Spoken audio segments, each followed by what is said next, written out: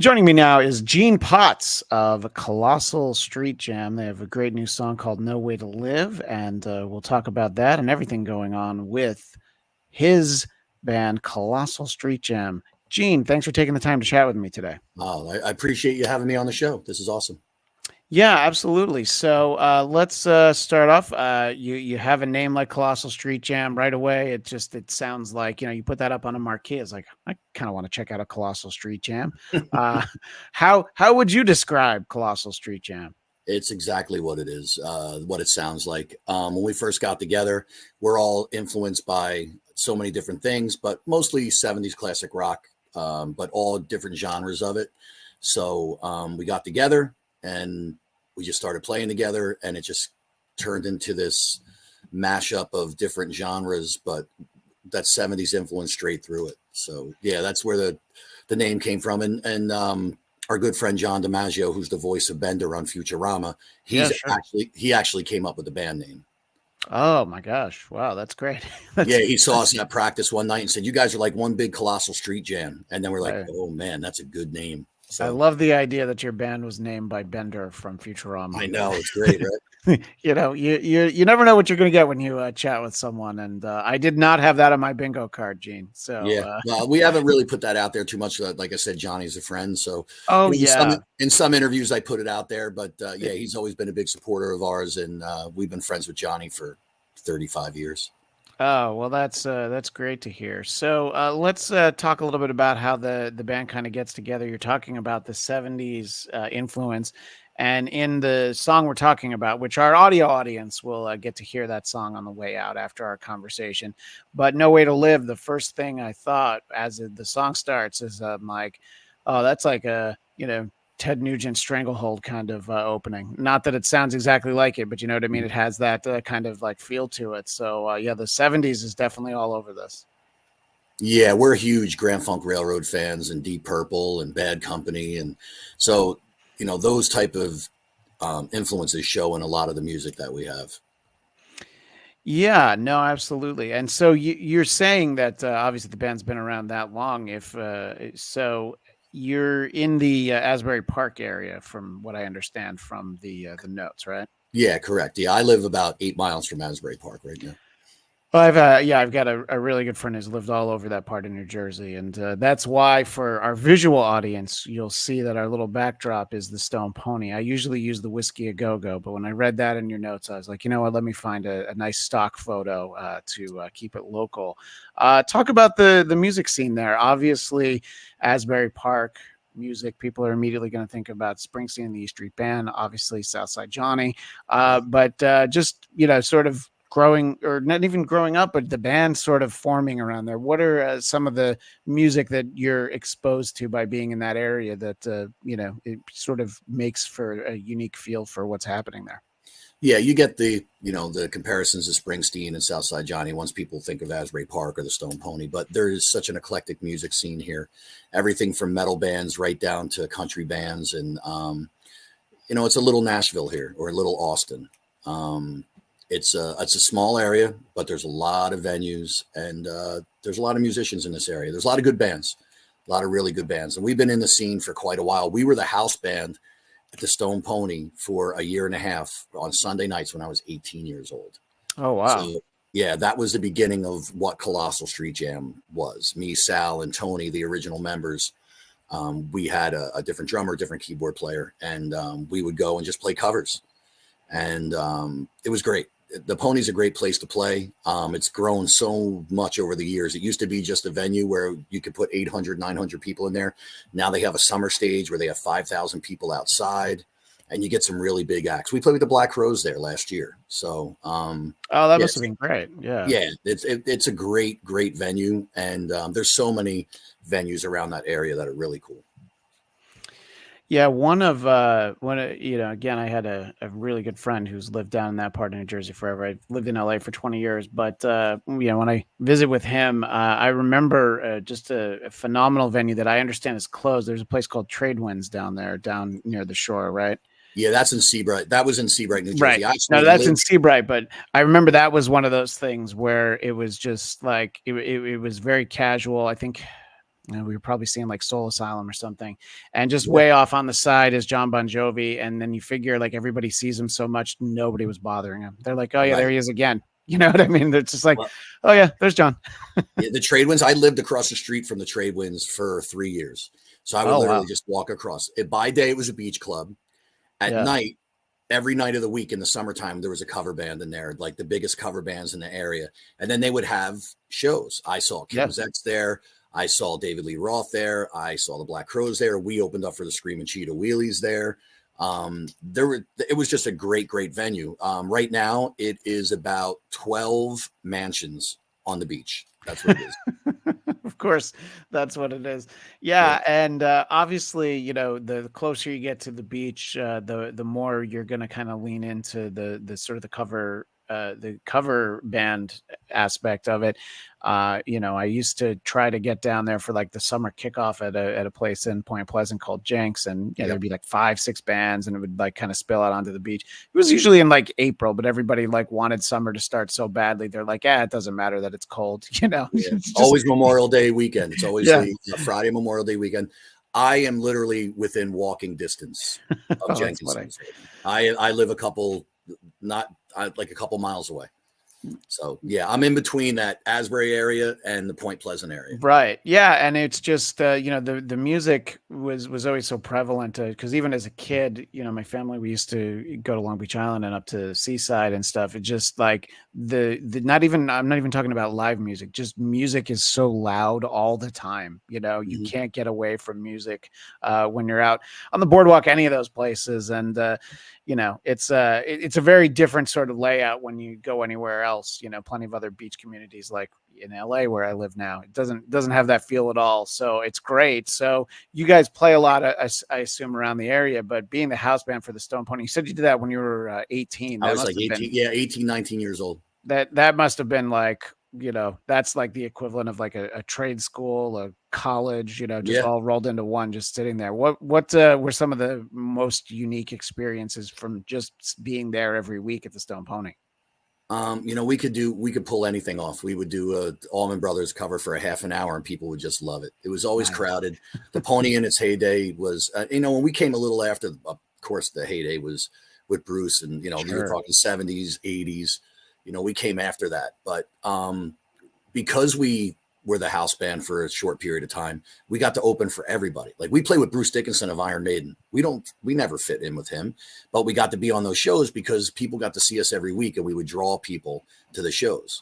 So that we had the Pony, we had the Fast Lane, which was another great venue where bands like Soundgarden, Faith No More, Pantera, they all, when they came into town, they didn't play the Pony because they weren't big enough yet. So they would Oh play the wow. Fast Yeah. Lane. And the Fast Lane held about 500 people, where the Pony was always 800-900 people. Yeah, no, I mean, I guess that's kind of an interesting thing to think about, you know, bands from the rest of the country, you know, being Mm-hmm. out on the road, there's a lot attached to, you know, playing in New York City, but it's almost like it's easier to put your routing out near the shore or whatever.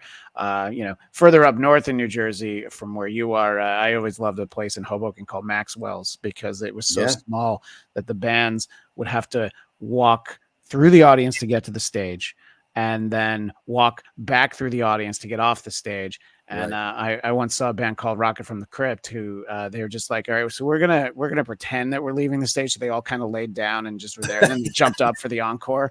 And I was like, yeah, it's actually pretty smart. I used to play the whiskey bar in Hoboken all the Oh time. sure. Oh Yeah. yeah. Hoboken used to be such a hot spot. There's really not much out there anymore as far as music goes. Yeah, I lived there in 1999 for like that entire year, and you go back now, and it feels like I don't know, it feels like Williamsburg, you know, in a way where it's like and like I had friends who lived there for a while, but it's like they can't even afford to live in Hoboken anymore. You know, Oh, no. it was like No. I ended up in Hoboken because I couldn't afford to live in the city, but now it's like I don't know, I don't know anybody lives anywhere, Gene. You know, Yeah. it's Well, crazy to think about. Hoboken, the city, Jersey City, like it's Yeah.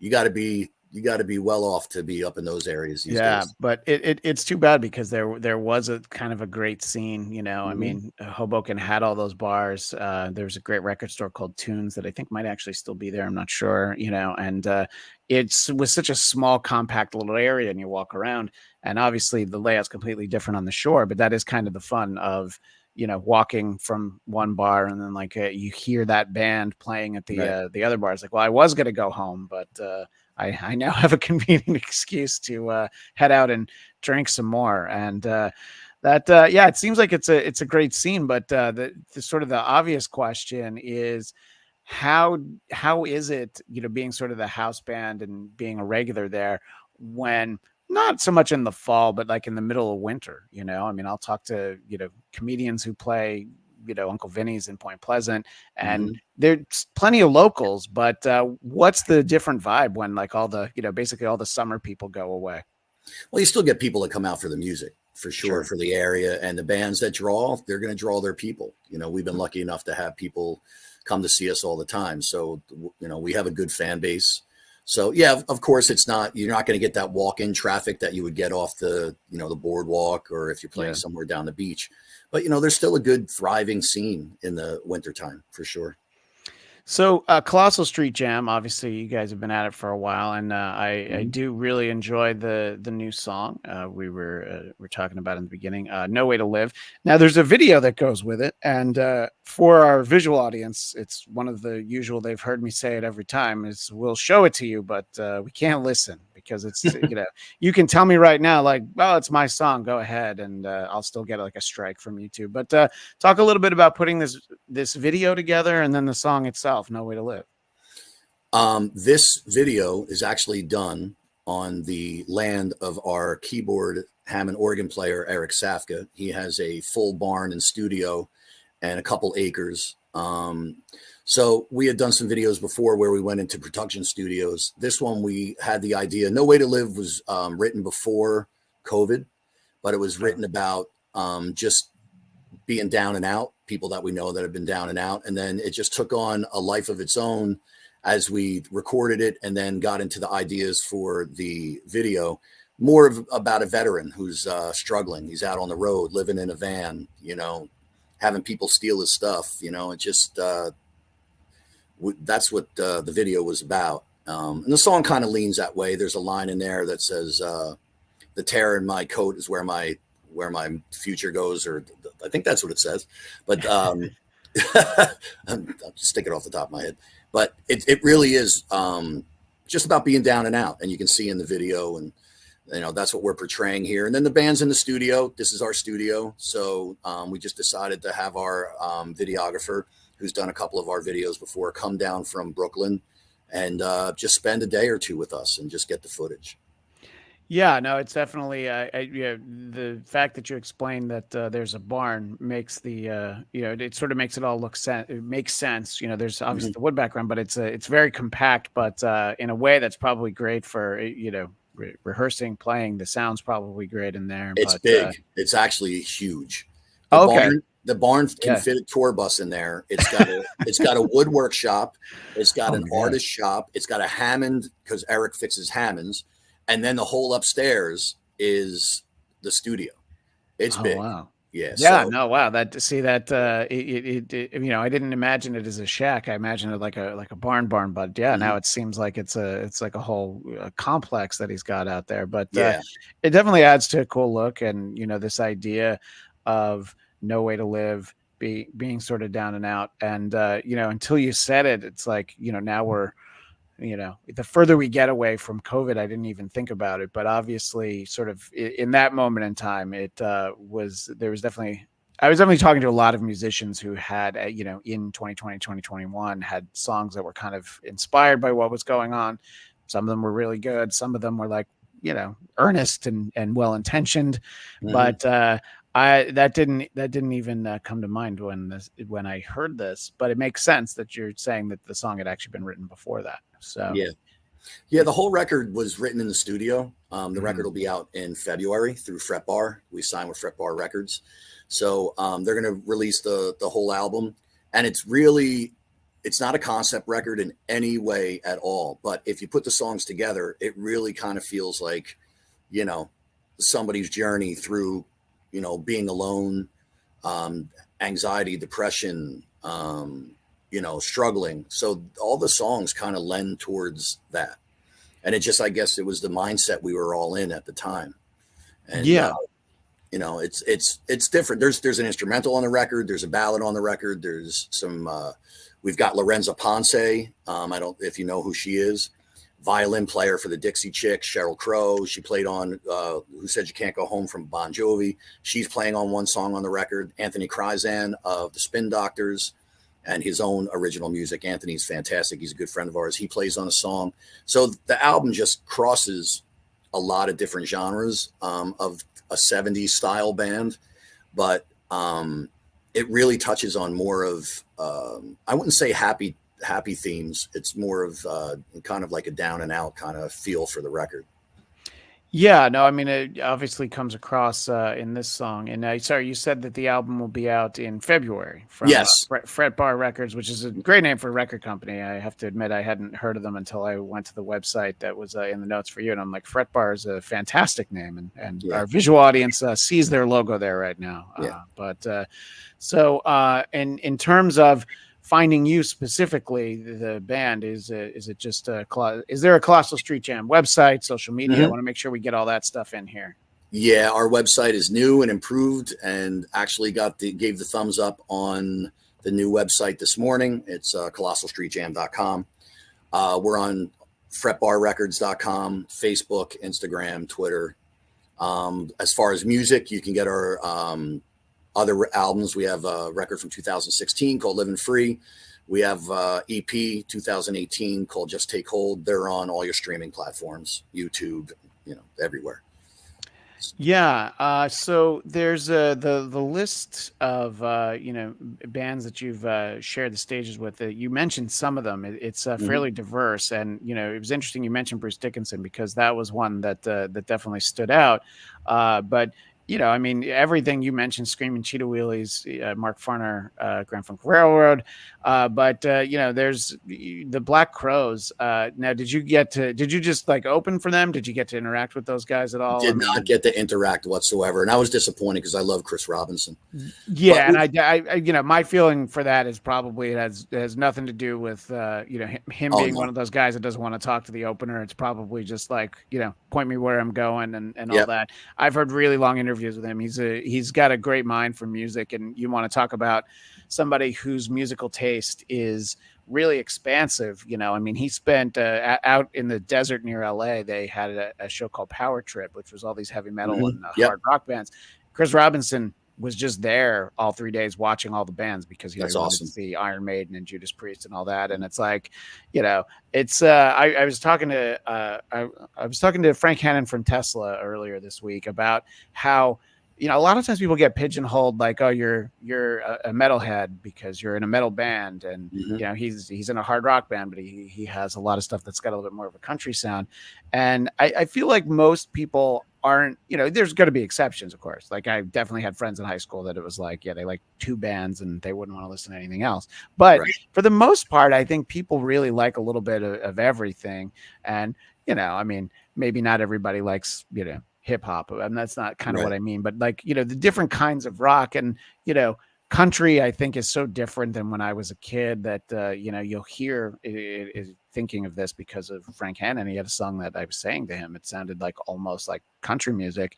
And I think it's just, it's just sort of like whatever you feel matches the song, and, you're a Colossal Street Jam, and it's really hard to, just listening to this song, and there are a couple of other things on YouTube.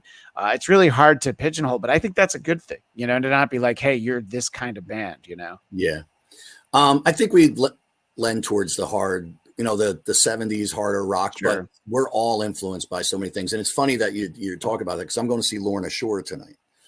Do you know who Lorna Shore is? I don't actually. No. They are like a deathcore band. So, oh wow, okay. Yeah, I'm a big metalhead. But I also, most of my influences come from R&B singers, D'Angelo, Prince, Those type of guys. Terrence Trent D'Arby, when I was growing up, that's who I really loved. On top of Mark Farner and Paul Rogers and Joey Belladonna from Anthrax, and I cross all these different genres. I love all different kinds of music. So yeah, when we got together, I was singing in a metal band. When Colossal got together, when I met Sal and Tony, I was singing, Anthrax type stuff, but I was influenced by everything. It just happened to be what I was doing at the time. But even to this day, I listen to liquid metal on Sirius XM. That's the only station I listen to. So yeah, that's no, what it's I'm into. yeah, no, it's kind of a great point. And, you reference Prince, and there's, a guy who had some of the poppiest pop songs ever, but, one of like just a phenomenal guitarist on top of all of it, just the mix that you had come out of that catalog. It's crazy. And Yeah. Terrence Trent D'Arby is somebody that I hadn't thought about in a long time. I mean, he had that song Wishing Well. That's sort of what Yeah. comes to mind right away. And, I feel like there's always one of those. Oh, not one of those. There's plenty of those bands or performers. You're like, yeah, whatever happened, but not in the sense that like they weren't talented. It's just somebody catches on, and I guess somebody doesn't. I mean, it's Yeah. Well, his first record was the one that was the poppy one, and then he got very experimental after that, and he kind of fell off, favor with the pop, scene. But he released like 4 or 5 really great records, wow. And then he changed his name to Sananda Maitreya, and he just really plays in Europe. That's all he does, and he still releases music, and he's still fantastic. He really is. He's more of a guitar player now. Like, he goes out with a trio, he plays guitar, and he has a bass player and drummer, and he just sings his songs. There's no keyboards, there's no like big production. It's just, he's been able to keep a lifestyle playing music, but it's just different than what he did when he released, Wishing Well and Sign Your Name and all that stuff that came out. I really love those records, but I found more interest in Neither Fish Nor Flesh or Vibrator and stuff that came after that, because he was so experimental. He went from gospel to like punk to just R&B. Like, it's really some good stuff. Yeah, I mean, it's interesting because I'm not gonna lie, I hadn't thought about him in a long time, and now you're giving me something to think about. It's like, oh, there's a whole lot to check out, and Yeah. but look, it just speaks to what we were saying a few minutes ago, that it's just like, you're talking about like, oh, I heard this, I thought it was really great, I really liked it, and I think that happens to a lot of artists. He had the poppy record and then went and did something else, and you have a band like Sugar Ray, who was one thing, and then they had a couple of pop songs, and they're like, oh, well, we're gonna do that. And I mean, that's and look, I think it's just the path that somebody chooses to take, and sometimes bands. I talk a lot about Kiss on my interviews because, I was a fan since I was a kid, and there's still some, but you want to talk about somebody who was willing to alienate their fans in chasing the next thing. I mean, one of their biggest songs is a disco song. Their only top 10 hit is a ballad, and I mean, they even did a grunge record, so it's a little bit, it's interesting because then you have somebody who it's like, yeah, this is kind of just what I do. I always think of like Tom Petty definitely had some different sounds, but like, from his first record to his last record, you're like, yeah, it's kind of like that through line. It's Tom Petty. Yeah, it's kind of the same genre. And I am a huge Kiss fan as well. I love Paul Stanley. I just saw them on the reunion, but it was the start of, not the reunion, the End of the World tour. Wow. I saw it at the start at Madison Square Garden. I didn't get to see the last shows a couple weeks ago, but I know he gets a lot of grief these days, but Paul Stanley, I still think he's great. No, I mean, and I think that obviously it's one of those things like, him and Gene in particular in their 70s, stomping around on stage and all that get up, and it's crazy to think about. You can understand wanting to retire, but obviously Paul Stanley in his prime, I mean, and I'm not, it's like songs like I Still Love You, the open of Heaven's on Fire. Such a great song. He just has these notes that he hits, and it's almost like somebody should have told you about that song. No one talks about that song. I Still Love You. Yeah, his vocals on that song are outstanding. And Yeah, and I was talking about this recently, and there's a live version of that I think on Kiss Alive 3, and it's like it's like, oh, he's just showing off that what he can do, and there's that idea of like, but maybe you save a little bit in the tank, you don't leave it all out there, so that, but like everybody gets older, but and it's look, there's nothing more entertaining than listening to those compilations of Paul Stanley stage raps, where he Yeah, talks I about like, love it. oh, I was at the hotel yesterday, and you're like, none of this ever happened, but you're kind of hanging on, waiting for the next Yeah. thing. And that high pitched. I saw a video from the Garden from the Yeah. last shows, and someone brought their kid backstage, and the kid was doing like the stage rant, and Paul was hysterical laughing. Then he Oh, started that's doing it great. back at the kid.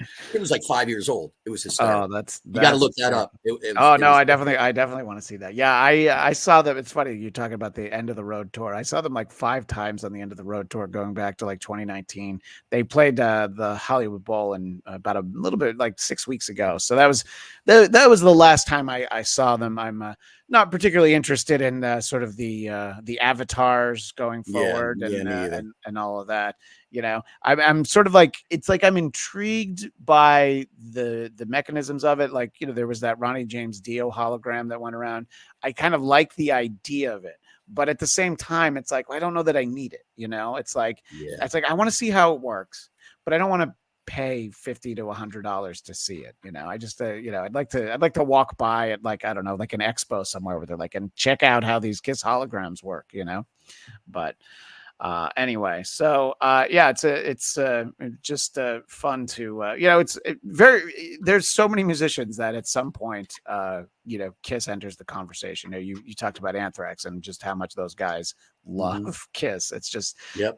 and like super nerdy, like, oh yeah, I read this 500-page book about music from the Elder, and I'm like, I didn't even know there was a 500-page book about music. How do you fit 500 pages of music from the Elder? But anyway, Gene, Colossal Street Jam. I look forward to hearing more when the album comes out. You said it'll be February from Fret Bar Records, and you've got it simple, right? ColossalStreetJam.com. That's it. Plain and And simple. You can find us on all the social media and all the streaming platforms. right, and there's some stuff on YouTube, and I assume there'll be more as we get closer to the album.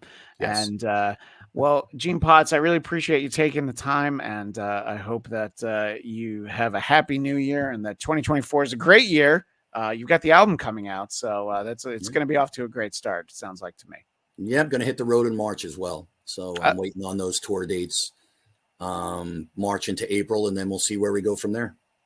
All right, absolutely. Well, ColossalStreetJam.com, that's where you'll find out when they'll be on the road. Yep. Maybe they'll be somewhere near you. And of course, the album will come out. And our audio audience, you'll get to hear a little bit of No Way to Live. But for our visual audience, I mean, it'd be so easy to just type in right over my head and just type in Colossal Street Jam, and then you'll be able to find the video there too. Thanks again, Gene. Really appreciate you taking the time to chat today. Thanks. I really appreciate it. There's a great conversation. I love talking about all the music stuff. So great. Thank you.